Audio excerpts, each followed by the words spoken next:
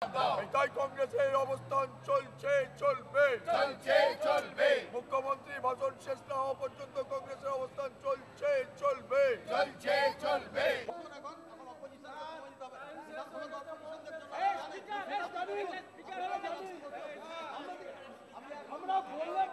বলেছিলেন যখন আমাদের এই বিধানসভা বসে যে এই বিধানসভা মন্দির মসজিদ গির্জা এখানে বিরোধীদের বেশি করে সময় দেওয়া হবে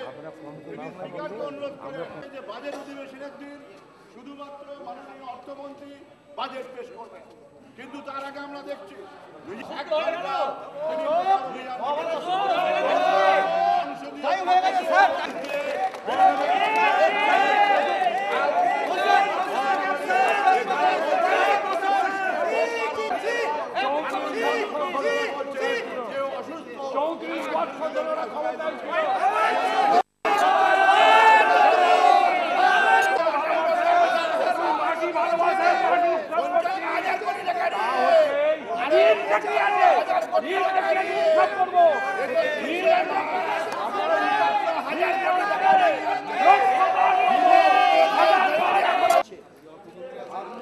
আপনার কাছে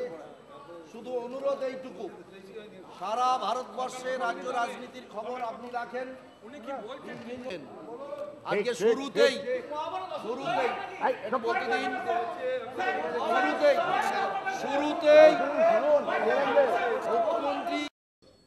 মুখ্যমন্ত্রী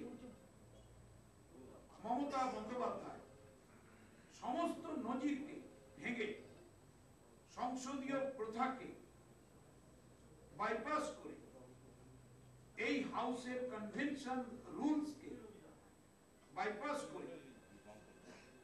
বিয়ে কমিটির সিদ্ধান্ত মোতাবেক অত্যন্ত বেদনার সঙ্গে বলছি তিনি আজ ভাষণ দিচ্ছেন।